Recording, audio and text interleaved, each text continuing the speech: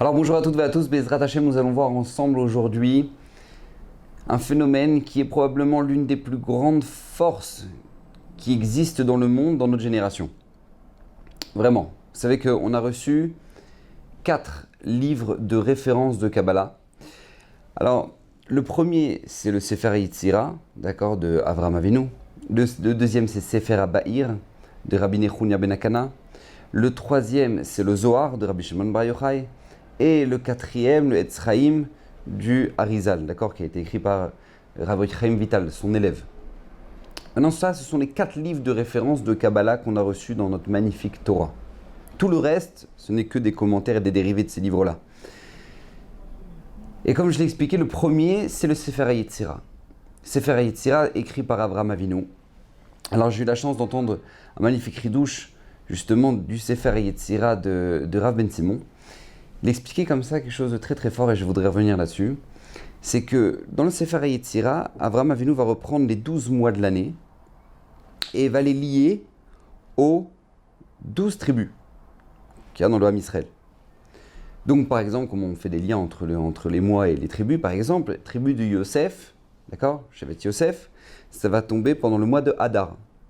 Pourquoi ? Parce qu'on sait que le mois de Hadar, qui représente le poisson, d'accord, le mois du poisson, et bien tout simplement, c'est représentatif de Yosef, parce que lui, Yosef a été protégé de l'Aïnara, et donc comme il était protégé de l'Aïnara, du coup c'est à l'image du poisson, c'est le mois de Hadar. Mais aussi parce que vous savez que Yosef a eu 2 fils, qui étaient Ephraim et Ménaché. Et Yaakov va mettre les 2 fils de Yosef, Ephraim et Ménaché, au rang des tribus. Yuli, Ephraim et Ménaché, qui est Reuven et Shimon. C'est-à-dire qu'en fait, Ephraim et Ménaché vont avoir la même valeur que les 12 tribus. Donc c'est pour ça que par exemple le mois de Hadar a ce phénomène incroyable qui est que certaines années il est multiplié par 2. D'accord, il y a Hadar Aleph, Hadar Bet, à l'image de Yosef qui est le représentant de ce mois-là, qui se divise en 2, Hadar Aleph, Hadar Bet, parce qu'il va avoir 2 fils, Ephraim et Ménaché. D'accord, chaque mois de l'année est représenté par une des tribus. Maintenant, le mois de Tammuz dans lequel nous sommes là actuellement, d'accord, l'été, le mois de Tammuz et le mois de Av, qui est juste après, qui sont les 2 tribus qui les représentent. Alors nous dit le Sefer Yetzira, Avraham Avinu, que c'est Reuven et Shimon. Le mois de Tammuz, c'est Reuven, et le mois de Av, c'est Shimon. Pourquoi ? C'est très simple, écoutez bien. Reuven, c'est le Lachon Reia, c'est-à-dire que c'est la vision. Reuven, Reia, la vision. Pourquoi ? Parce qu'au mois de Tammuz, il s'est passé une catastrophe due à la vision. De quoi on parle ? On parle des Meraglim. Vous savez que les explorateurs sont partis en Eretz Israël, ils sont partis explorer Eretz Israël pendant que les Bnei Israël attendaient dans le désert. Et là, ils vont faire un Lachon Hara qui va être terrible, une hécatombe dans le Ham Israël. Akadosh Baruch Hu va dire toute la génération qui est sortie d'Égypte va mourir dans le désert et ça va être seulement leurs enfants qui vont rentrer en Eretz Israël. Quand est-ce qu'a eu cette faute-là, a eu lieu, cette faute des Meraglim, des explorateurs ? Pendant le mois de Tammuz. Pendant le mois de Tammuz, ils sont partis Rosh Chodesh Tammuz. Ils sont partis pendant 40 jours, donc ils sont en fait revenus à Tisha B'Av. Mais quand est-ce qu'ils ont regardé Eretz Israël ? Quand est-ce qu'ils ont eu un regard critique sur Eretz HaKodesh ? La réponse, elle est très simple, c'est pendant le mois de Tammuz. C'est pour ça que Reuven, c'est le langage de Reia, la vision, dû au fait que maintenant, il va y avoir la fameuse faute des Meraglim pendant ce mois de Tammuz. Maintenant, Av, c'est la tribu de Shimon. Pourquoi ? Parce que qu'est-ce qui va se passer pendant le mois de Av ? Vous le savez tous, d'accord ? Tisha B'Av. Tisha B'Av, c'est la fameuse catastrophe qu'il y a eu, que les Meraglim vont rentrer d'Eretz Israël, ils vont dire « Ouais, vous savez pas quoi, laissez tomber, de toute façon, c'est pas pour nous, on n'y arrivera jamais. » Et eux, ils ont entendu le Lachon Hara. Donc, la tribu de Shimon, Lachon Shmi'a, c'est l'écoute. Donc c'est pour ça que le mois de Av, c'est face à la tribu de Shimon, qui est la Shmi'a, qui est l'écoute, et le Ham Israël va tomber dans l'écoute pendant le mois de Av. D'accord ? Donc on va voir quelque chose d'absolument incroyable, qui est que pendant le mois de Tammuz, il va y avoir une tentation qui va être énorme par rapport à tout ce qui est le regard. Il va y avoir des épreuves qui vont être terribles par rapport à garder nos yeux. On va voir que beaucoup de femmes enlèvent leurs habits pendant le mois de Tammuz, pendant l'été. Parce que c'est un moi sur lequel maintenant il y a un tikkun à faire, il y a une réparation à faire par rapport au regard.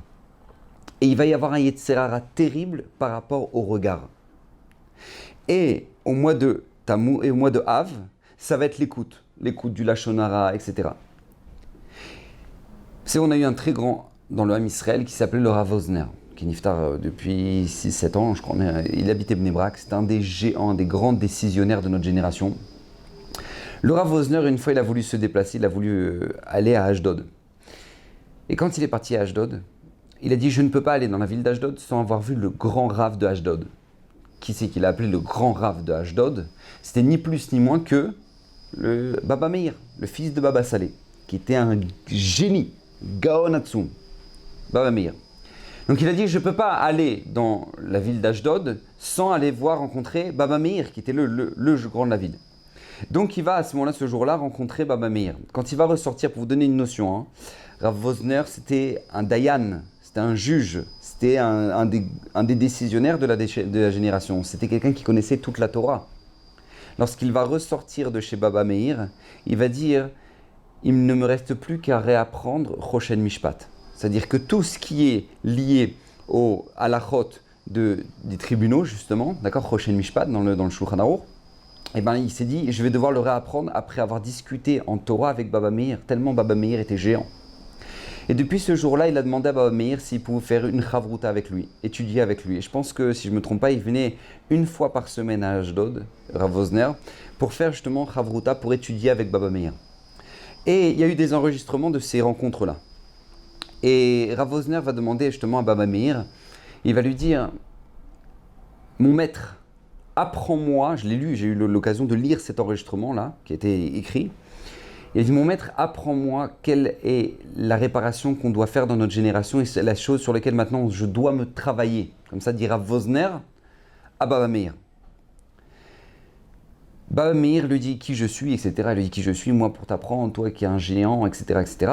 Et à la fin, il lui dit, Baba Meir, il lui dit, il y a deux choses pour lesquelles maintenant nous sommes venus corriger et c'est le travail que nous devons réaliser avant l'arrivée du Mashiach.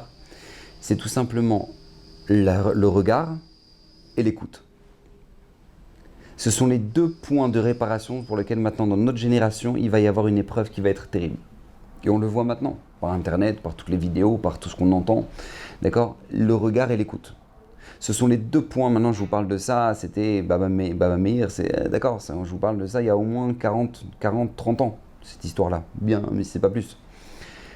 Et c'était la grandeur de Baba Meir, d'avoir dit au Rav Wosner, voilà, ça va être les deux points sur lesquels maintenant on va devoir s'armer, et tout particulièrement, non seulement dans notre génération, mais tout particulièrement pendant ces mois-ci, le mois de Tammuz, dans lequel maintenant justement on doit travailler de manière incroyable le regard. Parce que nous, le problème que l'on a, et je vais vous dire la vérité, c'est qu'on est trop naïf. On est véritablement trop naïf. On a l'impression qu'on peut se permettre de regarder et on se dit « Bah ça va, j'ai vu, on dirait que ça va, bon, c'est tout, mais ça me plaît pas, je jette. » Il faut savoir que la Torah donne un point, mais d'importance première, à la force qu'à l'impact de ce que l'on a vu. On n'a pas idée. C'est-à-dire que lorsque tu as vu quelque chose, et c'est prouvé maintenant même scientifiquement, que tout ce que l'on voit, nous ne l'oublions pas. C'est resté dans le cerveau. On se retrouve avec des enfants à l'âge de 8 ans, 9 ans, 10 ans, et les enfants, les parents ne comprennent pas, ils disent « Ouais, c'est pas normal, il dort pas de la nuit, il a des cauchemars, il faut que je le mette sous calmant. » Mais qu'est-ce que tu lui as montré? Quelle scène de dessin animé tu lui as montré? Quel dessin animé angoissant tu as pu lui montrer pour que maintenant, lui, il dorme pas? Il dorme pas. Pas shoot. Moi, mon Rosh Hashiva, il m'avait fait une remarque très intéressante une fois. Mon Rosh Kollel. Il m'avait dit une remarque. Il m'avait dit, pourquoi Kadosh Baruch Hu, il a fait en sorte que maintenant, les requins, ils se nourrissent là-bas, au fin fond des océans, là-bas, ils se nourrissent, ils attrapent les phoques, ils mangent, etc. Pourquoi Kadosh Baruch Hu, il a fait ça loin de nous? Parce que Kadosh Baruch Hu, il ne veut pas que l'on le voit devant nos yeux. Il n'y a pas de nécessité que l'on voit ça. Maintenant, qu'est-ce qui se passe? On va te prendre, on va te faire un reportage, on va te montrer le truc, on va te dire, ah, tu vois, regarde, t'as le requin blanc, il sort de l'eau, il regarde l'otarie, il va la croquer, elle est arrachée en deux, il va la lancer dans les airs et ça gicle de sang. Maintenant, les parents nient. Ils disent, allez, on va regarder un reportage animalier. Mais tu crois qu'ils vont voir quoi, tes enfants? Tu crois que c'est pas terrifiant, un truc pareil? À l'âge d'un enfant? Et nous, on se dit, bah, ça va, on dirait qu'on avait ça, c'est la nature, c'est comme ça. Mais pourquoi Akadosh Borou, il a voulu ça? Qu'il y ait voilà, on ralentit le requin qui sort avec ses 300 dents, qui vient arracher le ventre du pauvre phoque là, qui n'a rien vu venir. Et toi maintenant, voilà, il faut que ton enfant il voit ça. Quelle est la nécessité? Je sais pas, il faut que tu comprennes que les requins ils mangent les phoques. Mais tu as besoin de le voir au ralenti, que le sang il gicle de partout. On dit, ah, grave Gobert, vous exagérez. Tout de suite, l'exagération. Mais c'est pas moi qui le dis. C'est la Torah qui nous le dit. Et après la Torah, Bezrat Hashem, on va voir que scientifiquement, c'est éprouvé. La Torah nous dit quelque chose de très très simple. Elle nous dit, lorsque quelqu'un a vu un Chilul Shabbat, d'accord? La Torah nous raconte que si jamais maintenant, voilà, il y a un juif qui maintenant a transgressé le jour du Shabbat devant 2 personnes, d'accord? Donc il va pour prendre sa cigarette, et au moment où il va pour prendre sa cigarette, il s'apprête à la prendre, ça, tac, il s'apprête à l'allumer, et là, les deux personnes qui sont témoins disent, oh, wow, wow, tu vas pas faire ça? Je dis quoi, et alors? Il dit, mais c'est Shabbat, tu vas pas transgresser Shabbat? Il dit si. Mais alors, voilà, c'est Shabbat, alors oui, et alors quoi? Il dit, mais ça sourd. Tu peux pas te permettre de faire un truc pareil? Il dit si, je sais. Il dit mais on va te tuer pour ça, c'est un chilul Shabbat. C'est une mélacha. Tu allumes du feu pendant Shabbat. Il dit oui, je sais. Tac, il allume le feu. Rabotai, à l'époque du Beth Amikdash, les 2 témoins prenaient cette personne-là et elle était condamnée à mort. Pourquoi? Chilul Shabbat befaresia devant tout le monde, en toute connaissance de cause, etc. Maintenant, moi je vous pose la question. Qui va mettre à mort, après que les juges vont juger, etc., qu'il est effectivement condamnable à mort, qui va mettre à mort cette personne-là? Nous répond la Torah, ce sont les Edim, les 2 témoins qui ont vu la scène, qui eux vont mettre à mort, condamner à mort cette personne-là. Pourquoi? Pourquoi c'est pas les juges? Pourquoi c'est pas les responsables des tribunaux? Pourquoi il faut que ce soit les témoins qui fassent ça? Nous dit le Ramban, un Yesod, quelque chose d'extraordinaire, nous dit le Ramban. Que ces témoins-là, quand ils ont vu de leurs propres yeux le Chilul Shabbat, qu'on le veuille ou non, la valeur du Shabbat a été rabaissée devant eux. Qu'on le veuille ou non, maintenant, Shabbat n'a plus la même valeur pour eux. Parce qu'ils ont vu que c'est possible d'être Mechalel Shabbat. Ils ont vu qu'il y a quelqu'un qui l'a fait. Donc comme ils ont vu qu'il y a quelqu'un qui l'a fait, qu'on le veuille ou non, la valeur du Shabbat n'est plus la même pour eux. Donc pour récupérer la valeur du Shabbat qui a été perdue, nous dit le Ramban, la Torah nous dit c'est eux qui vont faire l'action de le condamner à mort. Pourquoi? De le lapider. Pourquoi? Pour que justement la crainte du Shabbat qui a été perdue va être récupérée par le fait de dire waouh, on a dû le mettre à mort pour ça. C'est moi une fois j'étais à Ashdod avec toute ma famille, Baruch Hashem, pour un Shabbat. Et c'était la première fois de ma vie que j'emmenais mon fils à la synagogue en dehors de Bnei Brak, la ville là où j'habite. Et là-bas, je sors avec mon fils qui était petit. Je sors avec mon fils de la synagogue. Et au moment où je sors vendredi soir avec lui, mon fils m'accroche la main comme ça, et il n'arrive plus à avancer. Et je le regarde, je dis, qu'est-ce qu'il y a, Aaron? Qu'est-ce qui se passe? Et lui, il reste tétanisé comme ça. Je dis, qu'est-ce qui t'arrive, Aaron? Viens, mon main. Il dit, papa, il y a des voitures Shabbat. Pourquoi? Parce que Bnei Brak, c'est une ville qui est fermée Shabbat. Donc il n'y a pas de voiture qui roule Shabbat. Elle est complètement fermée. C'était la première fois que lui sortait dans une autre ville que Bnei Brak pour aller à la Beth Knesset et qu'il voyait des voitures Shabbat. Et pour lui, il ne comprenait pas. Il était choqué. Je lui dirais, non, mais t'inquiète pas, c'est des goïms, parce que vraiment, la plupart, c'est des Russes là-bas. Ne t'inquiète pas, etc. Mais pourquoi lui, ça lui a fait quelque chose et moi, ça ne m'a rien fait? Parce que lui, c'était la première fois de sa vie qu'il voyait un Chilul Shabbat. Alors que moi, j'en ai déjà vu, malheureusement. Donc cette sensibilité-là, je l'ai perdue. Qu'on le veuille ou non. À partir du moment où la Torah nous apprend un grand principe, qu'à partir du moment où tu as vu que c'est transgressable, eh ben la valeur de cette chose-là est moindre chez toi. C'est comme ça fonctionne. Ça a été prouvé maintenant, même historiquement. Vous savez qu'à l'époque aux États-Unis, À l'époque où il n'y avait pas encore toute la télé, les télévisions, il y en avait qu'une partie des Américains qui avaient que la radio, une autre partie des Américains qui avaient la télévision, d'accord, ça dépendait du rang social, etc., des moyens de chacun. Et bien il y a eu un débat entre le président Nixon et Kennedy. D'accord, il y a eu un débat entre les deux. Et ce débat-là, il est incroyable parce qu'il a eu lieu à la fois à la radio et à la fois à la télé. Maintenant, il y a une partie des Américains qui ont entendu ce débat-là à la radio et une partie des Américains qui ont entendu à la télé, qui l'ont vu à la télé. Maintenant, ils se sont rendus compte après, écoutez bien, ils se sont rendus compte que ceux qui ont entendu à la radio étaient plus convaincus pour Nixon. Pourquoi? Ils trouvaient ses arguments plus plausibles et plus forts. Or, ceux qui ont vu le débat à la télé avaient une préférence pour Kennedy. Et se dit pourquoi? Parce que tout simplement, Kennedy, c'était le beau gosse. Kennedy, il était beau gosse. Donc quand les gens voyaient les deux, Nixon et Kennedy à la télé, ah Kennedy, la vérité présente bien. C'est comme ça. C'était aussi simple que ça.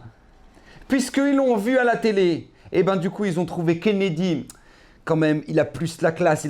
Alors que ceux qui ont juste entendu et qui ont fait abstraction de ce qu'ils ont vu, étaient convaincus par Nixon. Pourquoi? L'impact de la vision.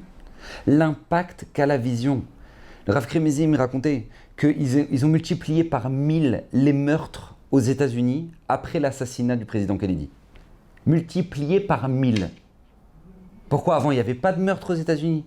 Il n'y avait pas les cow-boys qui réglaient des comptes. Il n'y avait pas ça. Comment ça a été multiplié par 1000? Parce que là, tout le monde l'a vu. Ça a été filmé. Donc ça a été multiplié par 1000 parce que tout le monde a vu, ah, c'est possible de le faire. Il y en a un qui l'a fait. Et les gens, ils ont commencé à régler leurs comptes. Rabotai, à d'écart. Tu crois que maintenant c'est sans impact? Tu crois que quand tu vois quelque chose, ça n'a pas de conséquences sur toi? Comment maintenant on est arrivé dans une génération où maintenant on est devenu insensible à rien? Insensible à rien. Il peut y avoir des catastrophes, des catastrophes des accidents, des trucs, des machins. Les gens, ils entendent un attentat. C'est ça qui va les empêcher de manger le petit déjeuner le matin? Tu sais ça? Maintenant, tu sais qu'il y a 10 personnes qui sont en train d'être Yoshev Shiva, maintenant qui sont en deuil de leurs proches. Il y a 10 familles, pas 10 personnes, 10 familles qui ont perdu des proches dans un attentat. Ils sont tous assis par terre là maintenant, à l'heure qu'il est. Toi, au moment où toi tu l'apprends. Maintenant, toi, tu crois quoi? Tu crois que tu vas pas manger ton petit-déj? Bien sûr, tu vas manger ton petit-déj. Pourquoi? Pourquoi tu es devenu insensible? Parce que maintenant, c'est ce qu'on appelle un surinformation. Maintenant, on veut tout te filmer. On veut tout te montrer. On veut qu'au moment où maintenant il y a l'attentat, on veut que tu vois la bombe qui explose et le bus qui explose et le truc et le machin. On veut qu'au moment où maintenant il y a un avion qui explose, on veut que tu vois la vidéo, que tu aies l'image, etc. Pourquoi? Pourquoi Rabotai? Parce qu'à partir du moment où tu as vu, que tu le veuilles ou non, tu deviens insensible à la chose. Tu deviens insensible à la chose, tu perds une sensibilité. La Gemara, elle nous dit pourquoi la paracha de la femme Sota qui est accusée d'adultère par son mari, elle est juste avant la paracha du Nazir. Celui qui doit se séparer, s'éloigner du vin, s'éloigner de tout ce qui est lié à la vigne. Pourquoi? Pourquoi les deux ils sont liés l'un avec l'autre? La réponse, elle est très simple. Nous dit la Gemara parce que Mishéroé Sota Bekilkula Naziratzmo Minayain. Celui qui voit la femme se dégrader, la femme Sota en train de se dégrader, qui maintenant elle a effectivement été accusée et qu'elle a bien fait d'avoir été accusée parce qu'après avoir bu la potion, elle s'est effectivement décomposée au Beth Amikdash. D'accord? C'était ça la femme Sota. Et que maintenant, au moment où elle se décompose et qu'il y a une personne qui l'a vue en train de se décomposer, cette personne-là qui l'a vue, il doit devenir nazir, il doit se séparer du vin. Nous dit la Gemara pourquoi? Parce que cette femme-là, si elle a fauté, c'est parce que justement elle a bu du vin. Elle s'est retrouvée dans une ambiance où on buvait du vin. Et c'est comme ça qu'elle a trompé son mari. Donc si elle s'est retrouvée à faire ça à cause du vin, donc toi qui as vu que cette femme-là, elle était Sota, toi maintenant tu dois t'éloigner du vin. Mais je comprends pas, lui il la connaît pas. Il arrive au Beth Amikdash, il voit cette femme-là qui se décompose, il la connaît pas. Il sait pas qui c'est. Maintenant lui il arrive juste pour allumer son korban. Il savait même pas qui c'était cette femme-là. Maintenant il la voit, elle est en train de se décomposer, il dit ah tu l'as vu, tu dois devenir nazir. Mais je la connais pas. Réponse, que tu le veuilles ou non, tu dois devenir nazir. Pourquoi? Parce que quand tu as vu une femme Sota qui vraiment a trompé son mari et qui est en train de se décomposer parce qu'elle a fait cette faute-là, et bien lorsque tu vois cette femme-là, que tu le veuilles ou non maintenant, la faute d'adultère, elle est moins grave chez toi. Pourquoi? Parce que jusqu'à présent, tu savais que ça existait Hachem Ishmor. Tu savais. Mais maintenant, tu as vu qu'elle, elle a fait. Comme tu as vu qu'une personne est capable de le faire, maintenant que tu le veuilles ou non, la valeur de cette faute-là, c'est plus la même maintenant à tes yeux. Ça a perdu de sa valeur.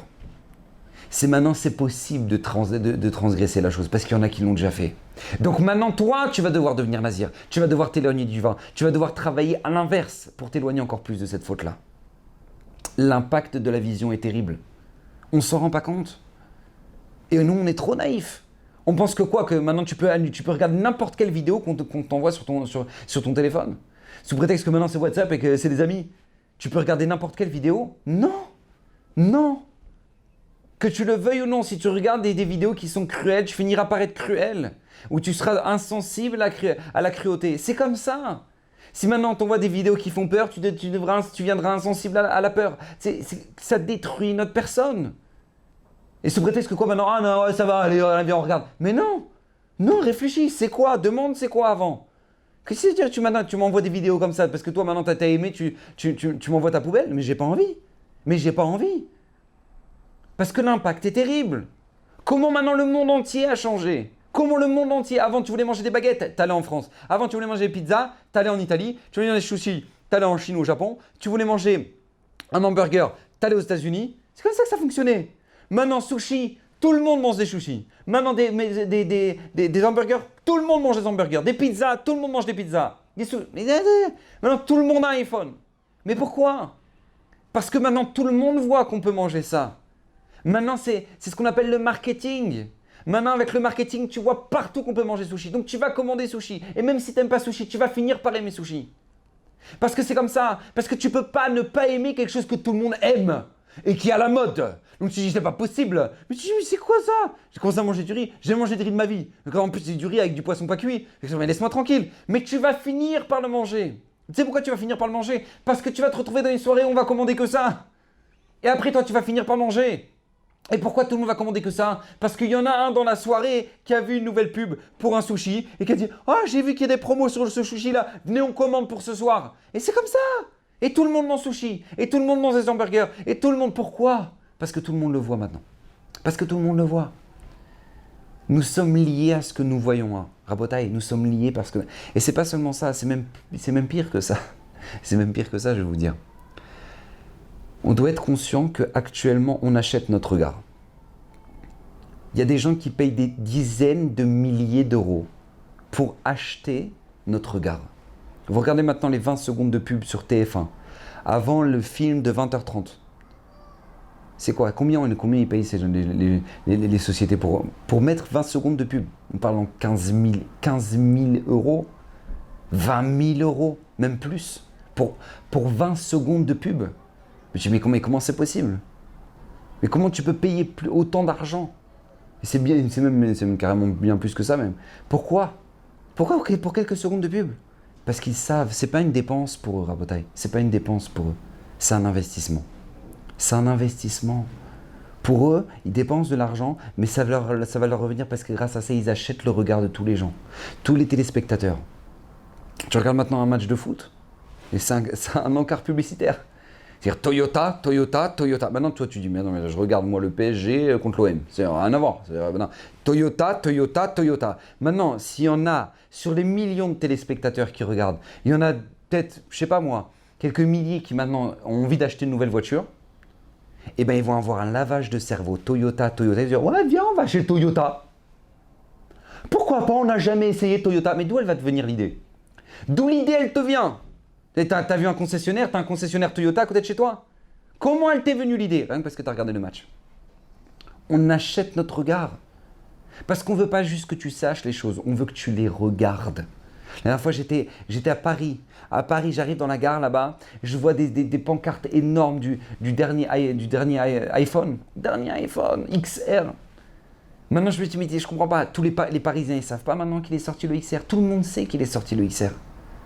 Alors pourquoi Apple, il paye des milliers d'euros? Pourquoi? Pour mettre des pancartes dans une gare à Paris où tous les Parisiens faisaient la queue avant que le XR soit sorti pour aller l'acheter. Alors, ou ils ont un problème, Apple, ou sinon qu'ils ont un problème. Et la réponse, elle est très simple. C'est que Apple a tout compris. C'est qu'il y a une différence entre ce que tu sais. C'est vrai, tout le monde sait que le XR est sorti. Tout le monde sait, tout le monde est au courant que le iPhone XR est sorti. Mais le problème, c'est pas de le savoir, c'est qu'il faut le voir. Parce qu'Apple sait que tant que les gens n'ont pas vu, ils vont pas encore l'acheter. Il faut qu'ils l'aient vu. Et donc ils vont payer des milliers d'euros. Pourquoi ? Pour que ce soit vu. Parce qu'à partir du moment où maintenant c'est vu, tu l'as adopté. C'est comme ça. Vous regardez dans notre génération maintenant.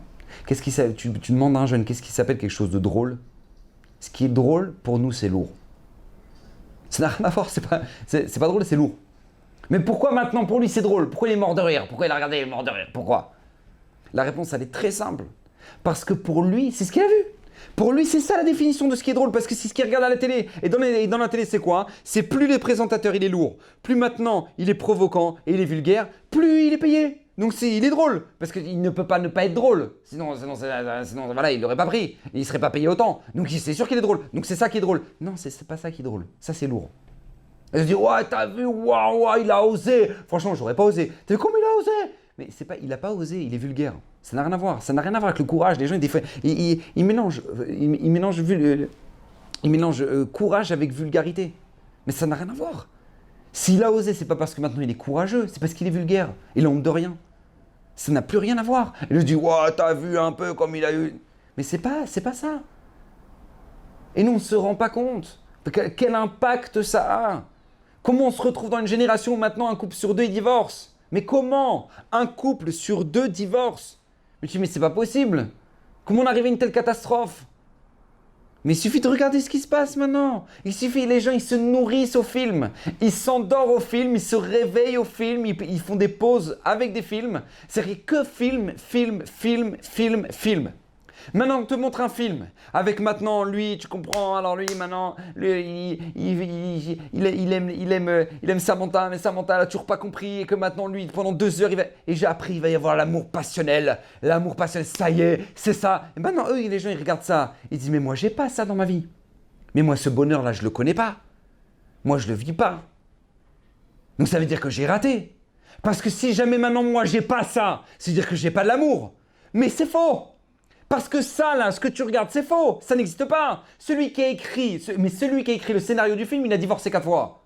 Maintenant, lui, qui a divorcé 4 fois, il t'a dit, ouais, voilà, l'histoire d'amour que j'ai jamais eue. Mais les gens qui regardent, ils disent, mais c'est ça l'amour. Parce qu'une personne qui ne sait pas ce que c'est qu'un éléphant et une souris, d'accord ? Prenons une personne, elle n'a jamais vu un éléphant et une souris. Tu la ramènes au zoo, devant un éléphant, d'accord ? Énorme. Un éléphant d'Afrique comme ça, strum. Maintenant, il voit l'éléphant comme ça. Tu dis, tu sais ce que c'est ça ? Il dit, non. Waouh, c'est énorme. Il dit, bah ça, c'est une souris. Je dis, waouh, c'est énorme une souris. Il y a un autre animal sur Terre qui est aussi gros qu'une souris. Maintenant, lui, il va pas discuter. Mais non, c'est pas ça une souris. Pourquoi il va pas discuter ? Parce qu'il ne sait pas ce que c'est qu'une souris qu'un éléphant. Donc, il va te croire. Si tu lui dis, mais ça, c'est une souris, il va te dire, d'accord, amen, c'est une souris, d'accord. C'est énorme. Et quand tu vas lui montrer une souris, tu dis, c'est un éléphant, il dit, oh, c'est mignon, il y a un éléphant. On peut en avoir à la maison, un éléphant. Pourquoi ? Parce qu'il n'a jamais vu ça de sa vie. Donc pourquoi il ne te croirait pas ? Eh bien, c'est exactement le même principe. Les gens regardent des films avec une histoire d'amour, avec la passion, et ils se disent, mais j'ai pas ça moi. Mais ça n'existe pas ça. Mais comme les gens ne savent pas ce que c'est que l'amour, parce qu'ils n'ont jamais cassé la tête, ils ne sont jamais cassé la tête à être amoureux. Eh bien, pourquoi ? Parce qu'ils ne savent pas comment on arrive à l'amour passionnel. Donc maintenant les gens ils disent, ça c'est l'amour, ça doit venir comme ça. Et si c'est pas venu comme ça, eh ben c'est que c'est pas ça. C'est que j'ai pas eu. Donc j'ai raté. Donc on change. Et ça c'est l'erreur. Le Rav Wolbe disait, le Rav Wolbe l'annonçait, il disait à tout le monde, Rabotai, il disait à ses élèves, le Rav Wolbe, je le répète à chaque fois, il disait, vous allez vous marier, il y aura des pleurs, vous allez vous déchirer, ça va pas être évident. Mais Bezrat Hashem, vous allez construire un Beit Neeman Israël, vous allez construire Bezrat Hashem, un binyan. Comment on dit au Khatan Kalashi, school if not Beit Neeman Israël. Pourquoi ? De construire une maison. Pourquoi on compare ça à une maison ? Binyan Adead. On dit binyan adead, un binyan, une construction éternelle. Comme ça, on leur souhaite au Khatan al-Kala. Pourquoi ? Parce que tu le veuilles ou non, si tu veux construire une construction, tu veux construire quelque chose de grand, tu veux construire quelque chose de splendide, quelque chose où il n'y aura pas des infiltrations d'eau, tu veux faire ça, que tu le veuilles ou non, tu dois mettre les mains dans la boue. C'est comme ça que ça fonctionne. Tu dois mettre les mains dans la boue. Tu dois te casser la tête. Tu dois maintenant te dire, mais qu'est-ce qu'elle veut? Mais pourquoi? Pourquoi elle est dure? Pourquoi mon mari, il n'est pas heureux là maintenant? Pourquoi il est épanoui? Pourquoi maintenant? Qu'est-ce qui a fait que maintenant, ça l'a vexé, ce que j'ai dit? Casse-toi la tête, mets les mains dans la boue, fais les fondations, creuse, mets des bottes, fais couler le béton. Ah, c'est pas évident. Ah, c'est vrai que c'est vraiment pas évident. Mais regardez, Rabotai, regardez pour construire un building, pour construire des buildings, pour construire des choses qui montent dans le ciel. Combien les fondations, elles doivent être profondes? Combien de béton et d'acier faut faire couler là-bas? Combien maintenant tu dois être là-bas avec la boue et le truc pour...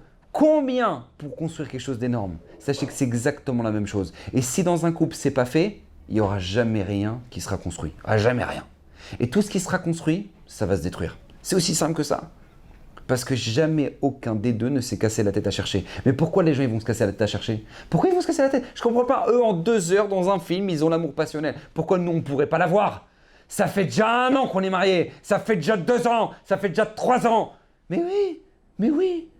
Sans arrêt. Et tu sais quoi, même quand l'enfant il va naître, eh ben tu vas voir la femme, changement d'hormones, et ben même ça tu vas devoir t'adapter, et même ça tu vas devoir te casser la tête, et même ça tu vas devoir faire des efforts pour essayer de comprendre ce qui s'est passé. Même ça, sans arrêt, c'est le travail d'une vie, mais qu'est-ce que tu vas construire à travers ça? Combien tu vas construire un binyan ADA, un amour passionnel et le véritable amour?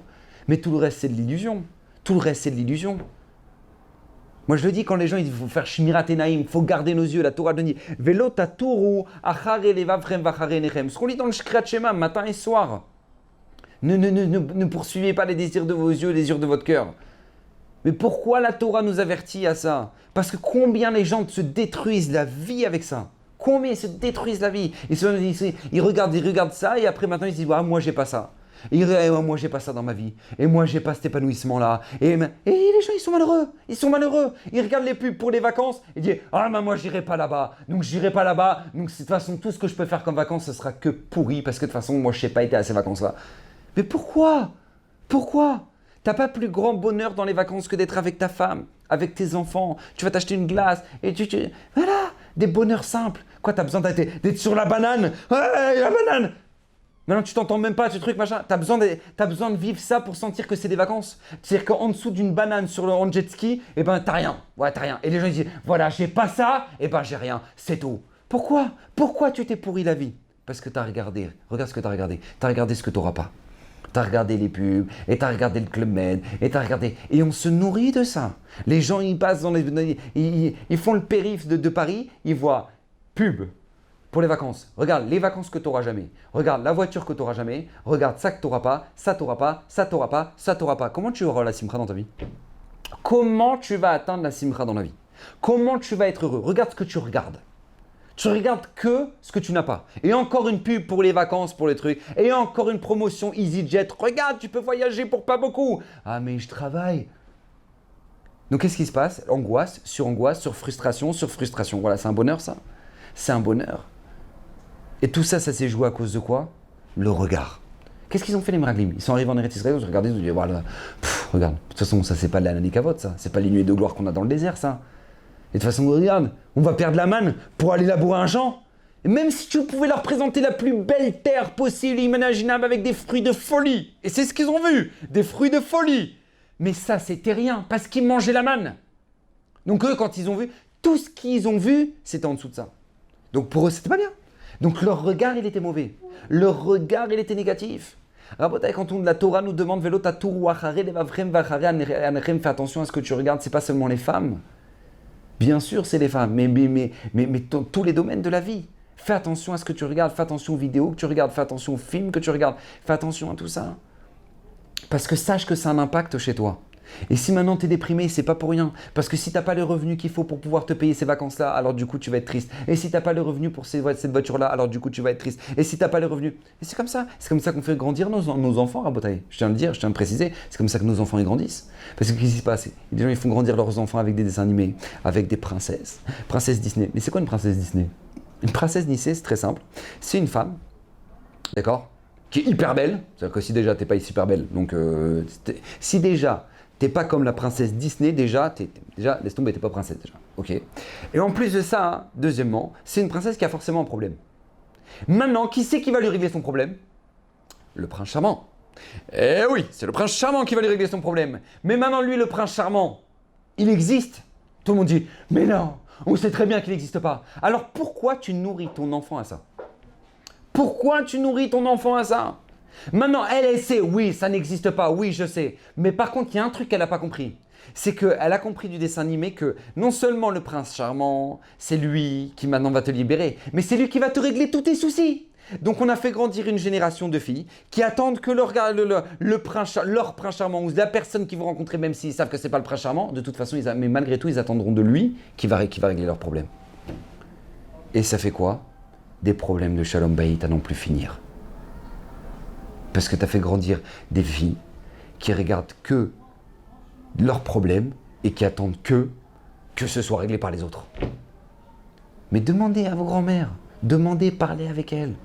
Quand maintenant il fallait régler le problème parce qu'il n'y avait pas de quoi manger, parce qu'il n'y avait pas de quoi... C'est quoi? Elles accusaient leur mari, elles accusaient les autres, elles jetaient la faute sur tout le monde. Non, elles assumaient leur vie, elles assumaient la situation. Mais comment c'était des femmes aussi extraordinaires? Parce qu'elles n'étaient pas nourries avec des films comme ça. Elles n'étaient pas nourries avec des dessins animés que t'inquiète pas, t'as des soucis, les autres ils vont te régler tes soucis. Mais ça n'existe pas ça. Maintenant on s'étonne après, ouais, je comprends pas, elle a une adolescence compliquée, on lui donne tout, elle est jamais contente. Mais tu as fait grandir une princesse et que toi t'es pas roi. Alors comment tu vas faire? Comment tu vas faire? T'as pas les moyens d'être le prince. T'as pas les moyens d'être le prince. Parce que t'as fait grandir une princesse qui a une imagination, que ses désirs ils vont que toi tu pourras pas suivre. Et tu te retrouves avec des parents qui disent mais je peux pas suivre. Mais combien il dépense? Combien il a besoin d'argent? Combien? Et si on lui donne pas, il est malheureux et il nous insulte et il nous critique. Mais tu l'as nourri à ça. Tu l'as nourri à ça. Alors combien on doit être vigilant? Combien on doit se garder de ce qu'on regarde? La shmirat est naïm, protéger nos yeux, parce que ce n'est pas sans impact. L'impact est direct. L'impact va transformer notre personne. Et une personne qui regarde la touma, qui regarde de l'impureté, elle sera forcément impure. C'est comme ça. Une personne qui regarde de l'impureté sera forcément impure. Et elle pensera impure. Et elle aura des pensées qui vont lui prendre la tête, qui vont lui pourrir sa vie comme ça. Parce que elle se nourrit de ça. Et donc comme elle se nourrit de ça, et ben au moment où maintenant lui, il va regarder une fille, et ben il va avoir les pires pensées du monde. Pourquoi? Parce qu'il s'est nourri de ça. Et après, ça fait des garçons qui viennent te voir et te disent mais j'aimerais tellement penser normalement, j'aimerais tellement regarder une fille pour autre chose que ça, j'aimerais tellement, j'ai perdu ça. Pourquoi Rav? Pourquoi j'en souffre? Pourquoi? Parce que depuis l'enfance, on l'a nourri à ça. Et donc maintenant, on pourra lui présenter n'importe quelle fille, il ne sera jamais satisfait. Il ne sera jamais satisfait. Et ça fait des futurs hommes qui seront prêts à tromper leur femme. Pourquoi? Parce qu'il y a un moment où leur taux de satisfaction sera plus là. Pourquoi? Parce qu'ils ont regardé. Quand la Torah te dit tu ne regardes pas, c'est pas que la Torah elle veut te pourrir la vie, elle veut te faire de toi un homme heureux. Elle veut faire de toi un homme heureux. Mais c'est comme ça que ça fonctionne. Et combien la Torah nous dit, non seulement fais attention à ce que tu regardes, mais la Torah te dit, fais attention à regarder le bien. Sois vigilant sur ce que tu regardes. Non seulement sois vigilant, mais au moins, fais attention de regarder. Quand tu regardes, regarde le bien. Combien on a, au moment où maintenant on fait Akbat à Torah, on soulève la Torah, regarde les lettres de la Torah, regarde-les. Parce que tu le veuilles ou non de regarder les lettres du Sefer Torah, ça amène de la Gdusha sur toi. Tu n'es plus le même après. Tu as regardé les lettres de la Gdusha. Tu as regardé les lettres du plus beau cadeau qu'un être humain a pu recevoir sur cette terre, qui est le cadeau d'Hachem. C'est comme ça que ça fonctionne. Vous savez, la Gemara, elle raconte que Rav, qui était un géant dans la Torah, d'accord, dans la Gemara, Rav, une des choses qu'il avait l'habitude de faire, c'est de jamais regarder plus de 2 mètres devant lui. Il ne regardait jamais plus de 2 mètres devant lui. Et moi, quand je connaissais cette Gemara depuis longtemps, mais ça m'a toujours interpellé. Je me dis, mais je comprends pas. Rav, il regarde pas. Moi, je t'ai toujours dit, mais pourquoi il regarde pas? Parce qu'il veut pas regarder les femmes. Donc, pour jamais regarder les femmes, il regardait jamais 2 mètres devant lui. Mais une fois, on m'a montré un Saba Mikelem absolument phénoménal. Le Saba Mikelem, il dit, mais c'est pas juste pour ne pas regarder les femmes qu'il faisait ça, Rav. C'est pas juste pour ça. Parce que si on dit Léolam, la Gemara dit Léolam, jamais Rav, il regardait plus de 2 mètres devant lui.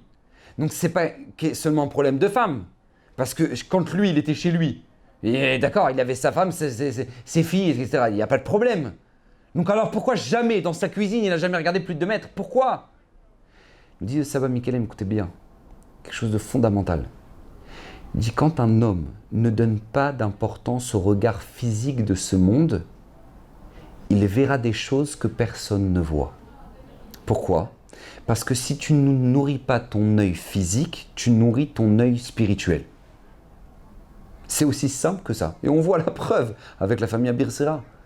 Tous des tzadikim qui ont fait Shmirat Enaim, qui gardaient les yeux de manière incroyable. Et ils faisaient des choses qui étaient phénoménales. Le Rabbi Rosenblum, qui est un des grands conférenciers qui existe dans le monde orthodoxe, il faisait un shiur à Bnei Brak, un Shabbat, et je suis parti l'écouter. Il racontait une anecdote incroyable. Il dit que quand il était à la yeshiva de... Je ne me souviens plus quelle yeshiva il était, en tout cas il était à Ashdod, il étudiait à Ashdod à l'époque, quand il était Bachor. Il dit, j'aimais beaucoup aller voir Baba Meir. D'accord, aller dans la maison de Baba Meir. Et un jour, il arrive comme ça, je crois que c'était un jeudi soir, il raconte qu'il arrive dans la maison de Baba Meir et il voit des tables incroyables et tout, un repas, mais comme à l'époque de Shlomo Ameler, d'accord, un truc de folie. Maintenant, il voit ça, il demande, mais pourquoi il y a un repas comme ça? C'est quoi? C'est la fête là? Qu'est-ce qui se passe? Alors, il dit, oui, c'est une Seudat Odaya, c'est un repas de remerciement pour Hachem. Il dit, bah bon, pourquoi qu'est-ce qui s'est passé? Et à ce moment-là, on lui dit, ouais, tu vois, ce monsieur-là, il habite à Londres. Et ce monsieur-là, la semaine dernière, on lui a kidnappé sa fille. Pourquoi? Parce que c'est un monsieur qui a beaucoup d'argent. Donc on lui a kidnappé sa fille en attendant, en réponse d'une rançon. Et il ne savait pas où est-ce qu'elle était. La police cherchait sa fille. Et qu'est-ce qui s'est passé? Lui, il a pris l'avion, il est parti, il est venu voir la semaine dernière Bab Meir, et il a pleuré devant le Rav, il a dit Rabbeinu, je ne sais pas ce qui se passe, je ne sais pas où est-ce qu'elle est ma fille, aidez-moi, faites-moi une bracha, qu'on puisse la retrouver, qu'il ne fasse rien. Bab Meir, il dit donnez-moi un papier, donc il ramène un papier, il prend un stylo, et il commence à dessiner le plan de Londres. Et non seulement il dessine le plan de Londres, mais en plus de ça, il dit voilà, elle est dans tel immeuble, tel étage, à tel endroit, telle rue. Maintenant, Baba Meir, de sa vie, il n'a jamais été à Londres. Jamais. Maintenant, comment Baba Meir, lui, il voit ça à Ashdod, où est la fille à Londres?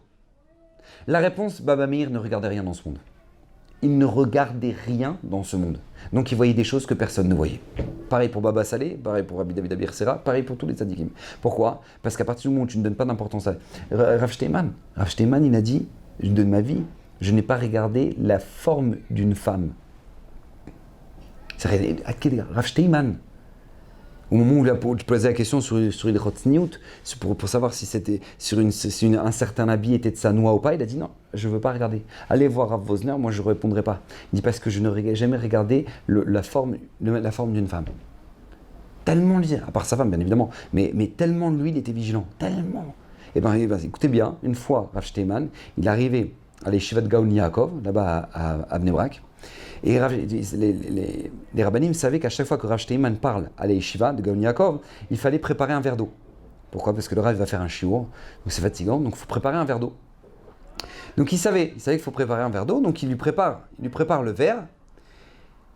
Et le Rav Steinman, de tout le shiur, il ne boit pas. Et là, il dit, c'est bizarre, c'est de l'eau qu'ils l'ont mis, ces trucs, machin. Donc ils vont voir le cuisinier. Et en fait, le cuisinier des yeshivas, il lui dit, mais t'as mis de l'eau dans le verre, tes trucs, ces machins. Il dit, ouais, je mets de l'eau. Et Rav Steinman n'a pas touché au verre. Et pourtant, il faisait tout le temps, il buvait pendant le shiur. Là, il n'a pas touché le verre du début à la fin du shiur.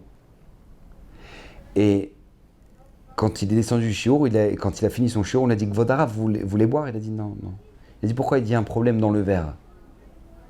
C'est un problème dans le verre. Il regarde s'il y a une mouche qui est tombée. Ils comprennent pas. C'est quoi un problème dans le verre? Il voit, il n'y a rien, c'est de l'eau. C'est quoi, il y a un problème dans le verre? Il retourne voir le cuisinier, il dit, oh, j'ai oublié. J'ai pris ce verre là, mais c'est les caisses de verre qui n'ont pas encore été trempées au mikvé. Et j'ai oublié, on m'a dit, vous en avez un verre d'eau pour le Rav, j'ai pris un verre, j'ai rempli de l'eau. Le Rav Steinman, il voyait que le verre n'a pas été trempé au mikvé. Maintenant, tu dis, comment ça fonctionne? La réponse, il a fait attention à ce qu'il regardait. Donc il voyait des choses que personne ne regardait. C'est pas juste rabotaille, ne pas regarder les femmes, c'est pas juste ça. C'est une dimension qui est bien plus grande que ce qu'on peut croire. L'impact de la vision chez nous est quelque chose de fondamental. Ça fait partie de notre avodat Hashem. Vous voulez la preuve que ça fait partie de notre avodat Hashem? La Torah nous demande 3 fois par an de monter au Beth Amikdash. 3 fois par an. On devait monter au temple. Pourquoi? Parce que tout simplement, au Beth Amikdash, qu'est-ce qu'il y avait? Les Kohanim, les Lévi'im. C'est pas juste qu'on veut que tu ailles voir, mais tu vas voir la Shrina là-bas. Tu vas voir les korbanot qui montent vers le ciel. Tu vas voir que même si maintenant il y a une tempête à Yerushalayim, tu vas voir le feu des korbanot qui monte droit vers le ciel. Mais tu vois des miracles, tu voyais la Shrina.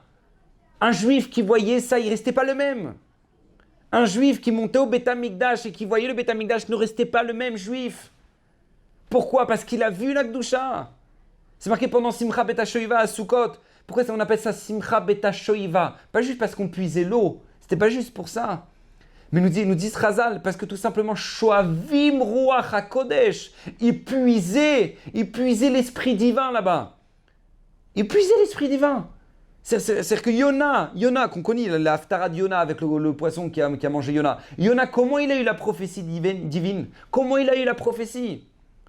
Nous dit la Gemara, c'était pendant Simcha Bet HaShoiva, pendant la joie qu'il y avait au Beth Amikdash. D'un coup, il s'est posé, il a dit, tac, il a eu un dévoilement d'Hachem. Pourquoi? Parce qu'il était dans un endroit kadosh, il voyait que de la Kedusha. Tu vois que de la Kedusha, c'est une autre dimension. Tu n'es plus le même. Les gens puisaient le roi HaKodesh au Beth Amikdash. Et c'est ça le tikkun qu'on doit faire. Regardez la Kedusha. Combien c'est important. Combien c'est primordial chez nous. La Torah nous dit quelqu'un qui a volé. Quelqu'un qui a été arrêté parce que c'est un voleur. Maintenant, lui, qu'est-ce qui se passe? Il n'a pas de quoi rembourser. Qu'est-ce qu'elle nous dit la Torah? Tu le mets en prison? Non, on ne met pas en prison. Qu'est-ce qu'on fait avec lui? On le vend en tant qu'esclave juif. Il doit travailler pour rembourser ce qu'il a volé. Maintenant, on va le mettre dans une maison d'un Talmid Racham, d'un Rav qui connaît la halachot, de comment il faut se comporter avec le Eved Ivri. Pourquoi on le met là-bas? Pourquoi la Torah nous dit un voleur, tu vas le mettre dans la maison là-bas? Pourquoi? Parce que là-bas, il va voir ce que c'est que d'être équilibré, de gagner sa parnassa comme il faut, de manière cachère. Il va voir ce que c'est que d'avoir un bon shalom bayit, il va voir ce que c'est que l'éducation des enfants. Et là-bas, il va se corriger. C'est pour ça que lui, celui qui a volé, qui n'avait pas d'argent, on l'a emmené dans une maison comme ça. Pourquoi? Parce qu'on savait que là-bas, il va se corriger. Maintenant, regardez ce qui se passe en France. Maintenant, ils arrêtent des dealers dans les quartiers chauds. Ils les arrêtent, ils les mettent en prison et finissent radicalistes. Je dis, mais comment? Mais oui, parce que lui, au début, il croyait que c'était la racaille de son quartier. Mais maintenant, il arrive en prison. L'autre, il est parti en Syrie. Et ils sont à 2 dans la cellule. Qu'est-ce qu'il va devenir? Qu'est-ce qu'il a vu là-bas? Il pensait que lui, il était le pire, il voit pire que lui. Donc il va finir pire. C'est aussi simple que ça. La Torah nous dit non, tu as quelqu'un qui s'est dégradé, tu vas le prendre, tu vas le mettre dans une maison. Dans cette maison-là, il va voir la Kedusha, il va voir ce que c'est que l'équilibre familial, et il va se transformer. Et à travers ça, il va être méchaper, il va racheter la faute qu'il a fait d'avoir volé. C'est comme ça que ça fonctionne. C'est aussi simple que... Regarde, le passouk nous dit Vayu enecha ro'ot et morecha. On a une mitzvah de regarder le visage des tzadikim. Regardez le visage des tzadikim, parce que le visage d'un tzadik, c'est un impact sur nous. Si tu n'es pas le même, tu peux être ce que tu veux. Tu ramènes les gens devant Raphaël Kanievski. Les gens, ils ont pris l'avion pour aller venir poser une question au Rav, et ils oublient leur question quand ils voient le Rav. Je dis, mais attends, je comprends pas. T'as pris l'avion pour venir le voir. T'as oublié la question? Ouais. C'est le Rav Kanievski. Les gens, ils sont bloqués. Pourquoi? Parce qu'ils voient la Kedusha, ils ressentent la Kedusha, ils ne ressentent pas les mêmes.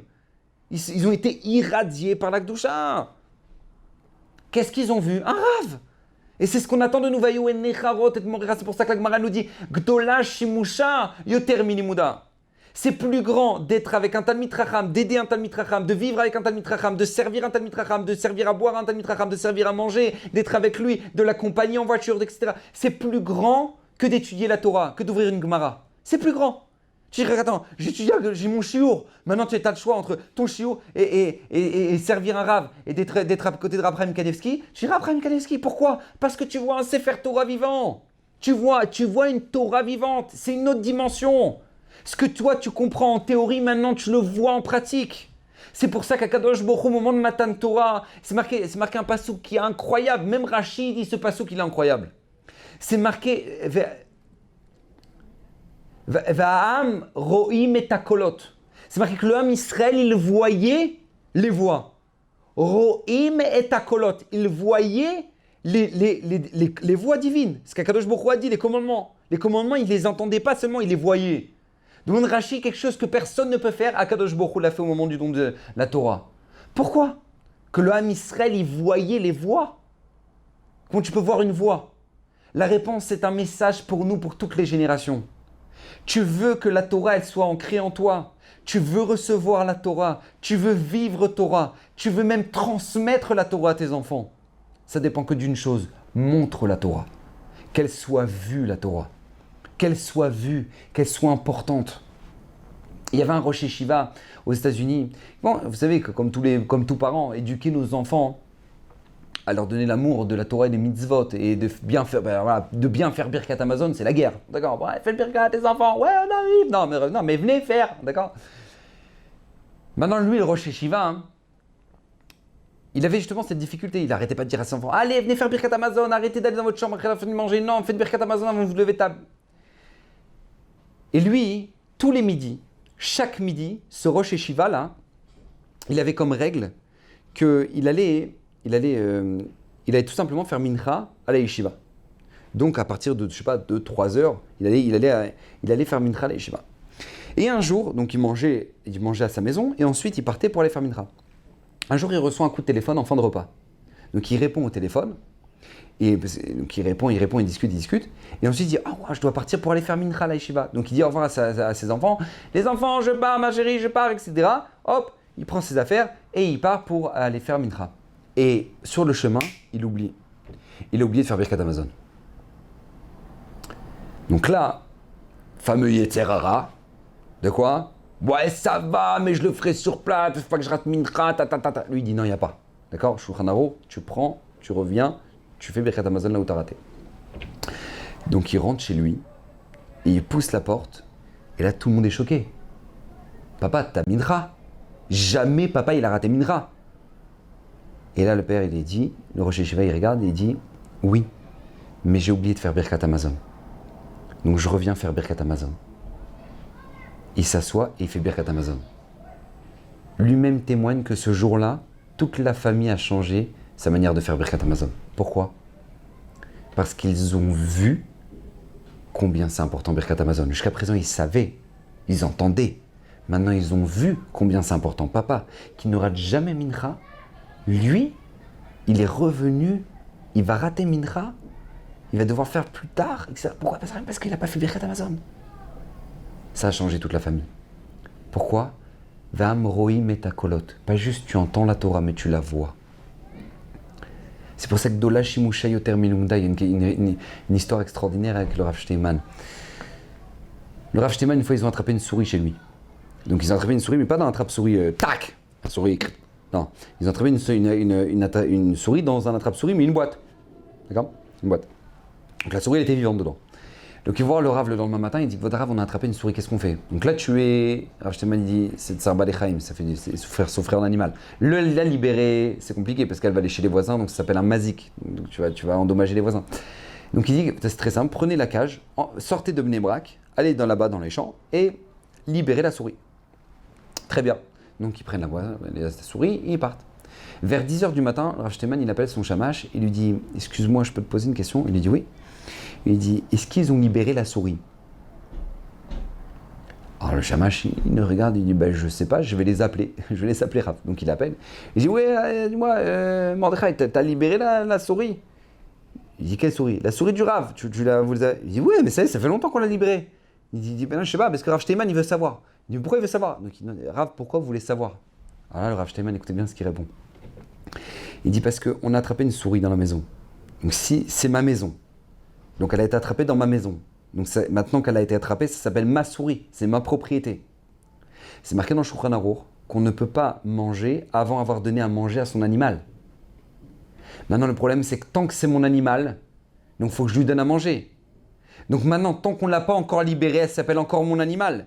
Donc comme je ne sais pas si on l'a déjà libéré la souris, donc je n'ai pas encore mangé ce matin. Donc je voulais savoir si je pouvais manger. Pourquoi? Si je savais, en sachant que maintenant ils ont libéré la souris. C'est Rav Shteiman. Ah, c'est vrai, tu peux connaître la halakha, tu sais, on donne pas, on mange pas avant d'avoir donné les coquettes à ton chat. D'accord, ça tu le sais. Mais quand tu vois ça, Tu vois le Rav Steinman, combien il vivait ça. Combien pour lui, c'était dans le moindre détail. Ça n'a plus rien à voir. Cette halakha, elle a pris une autre dimension parce que tu l'as vu sous une autre dimension. Et comment? Tu l'as vu. Tu as regardé. Je me rappelle Rabbi Binyamin Ben-Amou, fondateur de Torah Box. Il avait posé une question sur le groupe de toute l'équipe Torah Box. Il avait posé une question, il avait dit, ils avaient fait une collecte extraordinaire pour Pessah. Voilà, des dizaines et des dizaines de familles, je sais pas, même des centaines, je crois, qui ont été nourris, Baruch Hashem, qui ont donné à qui, ils ont donné de quoi passer, Baruch Hashem, un Pessah comme il faut. Et au moment de la distribution des colis, il posait la question, est-ce qu'on filme ça? Donc il posait sur le groupe de Torah Box, il demandait, est-ce qu'on filme ça? Et moi, je lui ai répondu, Vadaï, il faut filmer. Vadaï, bien sûr, il faut filmer. Je lui dis pourquoi? Parce qu'il faut que les gens voient des choses belles qui ont été faites. Parce que c'est tellement important. C'est tellement important que les gens voient le bien. Il y a tellement de vidéos qui servent à rien. Il y a tellement de vidéos qui servent à rien, qui circulent, qui sont violentes, qui sont perverses, qui sont Hachem Ishmor. On a besoin de faire des vidéos, et c'est ça la mission de Torah Box, de faire des vidéos qui construisent les gens, qui peuvent apporter aux gens, qui peuvent apporter de la Gdusha dans leur vie, qui peuvent apporter de l'Irat Shamaïm dans leur vie. Parce que l'impact de la vision, c'est pas anodin. Rabotai, c'est vital. Notre vie, toute notre histoire a changé à cause de ça. Vous savez le Stapler, il disait ça. Il disait que Yaakov, son frère Esav voulait le tuer. Il voulait le tuer, il voulait en finir avec lui. Maintenant, au moment où Esav voulait le tuer, il n'a pas poursuivi Yaakov parce qu'il ne voulait pas le faire lui-même parce que son père était encore vivant. Donc, qu'est-ce qu'il a dit? Il a envoyé Eliphaz, son fils, le fils de Esav, il l'a envoyé, il a dit, tu poursuis mon frère et tu vas le tuer en chemin. Maintenant, Eliphaz va rattraper Yaakov et au moment de le tuer Yaakov, il va dire, je ne peux pas le faire. Pourquoi il ne peut pas le faire? Nous dit Rashi, écoutez bien, parce qu'Eliphaz a grandi dans les genoux de Yitzhak, son grand-père. Et comme il a vu la Gdusha de Yitzhak, il a été baigné de la Gdusha de Yitzhak. Au moment où on lui a demandé, tue ton oncle Yaakov, il a dit, je ne peux pas le faire. Regardez comment l'impact d'avoir juste été dans un milieu kadosh, rien que dans un milieu kadosh, avoir vu la Gdusha de Yitzhak, ça va sauver Yaakov de la mort. Ça va sauver Yaakov de la mort. Je le dis, en tant que parent, on a une responsabilité. Tu vas faire Shakol, tu fais Shakol comme il le faut. Barour, que tes enfants voient la bracha, entendent la bracha, entendent maman qui attend, mon papa qui attend avant de boire. Pas non. Tu fais Asher Yatzar, t'es sorti des toilettes, arrête-toi et récite Asher Yatzar. Tu n'as pas idée l'impact que ça a. Parce que si une vidéo, si un film peuvent créer un traumatisme dans la vie d'une personne, jusqu'à la fin de sa vie, alors une belle action, une belle vision peut changer la vie d'une personne. Peut changer la vie d'une personne. Et combien c'est important. Et combien on doit en être conscient. Et combien pendant ce mois de Tammuz là, on doit savoir garder nos yeux. Et garder nos yeux pour regarder la Gdusha. Et c'est pour ça que pendant ce mois-ci, on aspire tellement Bezrat Hashem, tellement à revoir la Shrina du Beth Amikdash, revoir la Gdusha devant nos yeux. Comment on peut faire ça? En ramenant la Gdusha dans notre maison déjà, notre Beth Amikdash à nous. En ramenant la Gdusha et en faisant en sorte que la Shrina, la présence divine, soit visible aux yeux de nos enfants, aux yeux de notre femme, aux yeux de notre mari, à travers le comportement, à travers la manière de parler, à travers la manière d'échanger. Parce que l'impact de la vision est primordial pour nos enfants et vont les construire Bezrat Hashem. Donc Hashem vous bénisse de toutes les brachot, qu'on puisse grandir pendant cette période-là et qu'on puisse prendre conscience de l'impact de cette force-là qui est tellement puissante dans nos générations et qu'on puisse toujours voir des belles choses et faire voir des belles choses. Qu'Hashem vous bénisse. Torah Box, c'est la diffusion chaque jour de cours de Torah variés et innovants, adaptés à chacun. Grâce à une équipe investie et désireuse de diffuser la Torah à son peuple, des cours sont enregistrés chaque jour en studio, puis montés et diffusés. Avec des rabbinim de haut niveau, sur tous les sujets de la vie juive, paracha, pensée juive, halakha, couple, éducation, émouna, histoire juive. Et chaque semaine, une histoire exceptionnelle à raconter le Shabbat. De nouvelles émissions et débats innovants qui confrontent Torah et actualité. Des concepts de vidéos qui expliquent la halakha de manière ludique, divertissante et accessible. Et des programmes de Torah pour nos enfants. Torah Box, c'est du judaïsme sur mesure pour vous.